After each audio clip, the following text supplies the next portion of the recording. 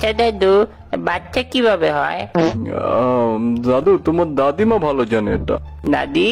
ওটা আল্লাহ দিয়ে দেয় দাদু। দূর, তোমরা মিথ্যা বলতেছো। আম্মু, আমি কিভাবে হয়েছি? হ্যাঁ বলো। বিয়ে করলেই আল্লাহ বাচ্চা দিয়েছে। আমি ওয়ালেট রেখে গেছি। আব্বু, কিরে? আমি কিভাবে দুনিয়া আসছি? I am glad you asked my boy. ফার্স্টে তোর আম্মুকে একটা রুমে নিয়া, রুমের দরজা আটকা দিয়া, তারপরে রুমের লাইট অফ করে দিয়ে তোর আম্মুকে খাটের উপর উঠিয়ে হাত তুলে আল্লাহর কাছে দোয়া চাইছি, তারপর আল্লাহ তোরে পাঠাইছে। এটাই আমি ভাবছি করলে হয়। তাহলে ঠিক আছে, সারাদার কিছু হবে না।